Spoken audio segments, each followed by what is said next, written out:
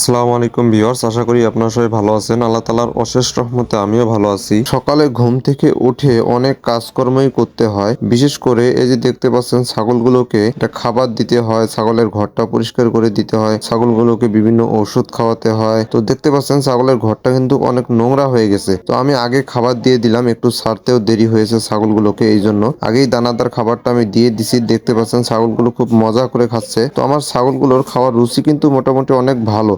তো দানাদার খাবারের মধ্যে আমি দেই খেসারির ভুসি, মসুর ডালের ভুসি, গমের ভুসি, তারপরে খড়, তারপরে কিছু ফিট, নালি, চিটাগুড়, এই জিনিসগুলো দিয়ে আমি মিক্সার করে তারপরে ছাগলগুলোকে খেতে দেই। দেখতে পাচ্ছেন ছাগলগুলো খাচ্ছে। তো ছাগলগুলোকে একটু নেড়ে নেড়ে দিতে হয়, কারণ ওপর থেকে এরা পানিটা খেয়ে ফেলে আর নিচে যে শক্ত যেটা থাকে আবরণ সেটা কিন্তু পড়েই থাকে। তো একটু মেখে দিলে অনেক ভালো হয় এবং সেটা ছাগল বেশি পছন্দ করে। তো আমি মেখে মেখে দিতেছি, খাচ্ছে।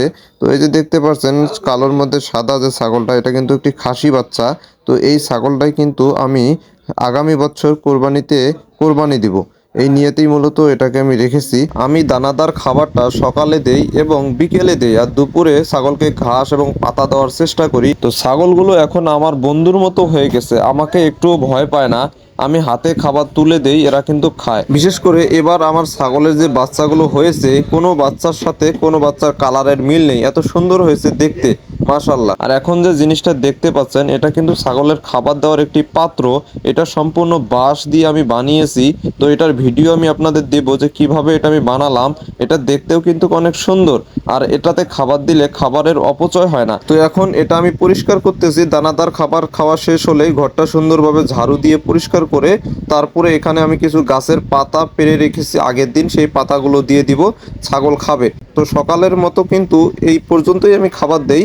পরে যখন আমার জহরের আজান দেয়, তখন আমি আমার জমি থেকে নেপিয়ার ঘাস কেটে এনে ছাগলগুলোকে খেতে দিই। আমি এখন প্রিবায়োটিক প্রোবায়োটিক বায়োগার্ড যে ওষুধটা, সেটা মিক্সার করতেছি। আমার দুইটা মা ছাগল আছে, সেই মা ছাগল দুইটাকে আমি খাওয়াবো।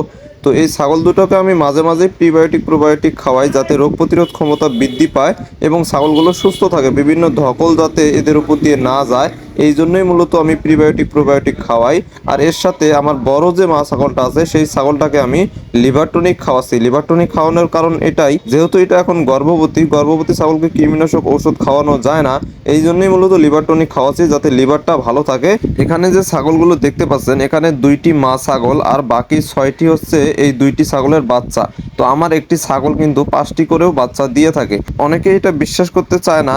তো অনেকেই বিশ্বাস না করলে কি হবে, আমার দেশি ছাগল 5টি করেই বাচ্চা দিয়ে থাকে। অনেক সময় 4টাও দেয়, 3টা দেয়, এবার 3টা দিয়েছে। তো আমি এবার আশা করতেছি যে আমার 2টি ছাগলের এবার 8টি বাচ্চা হবে। তো দেখা যাক, আর 1-1.5 মাস পরেই বাচ্চা দিয়ে দিবে।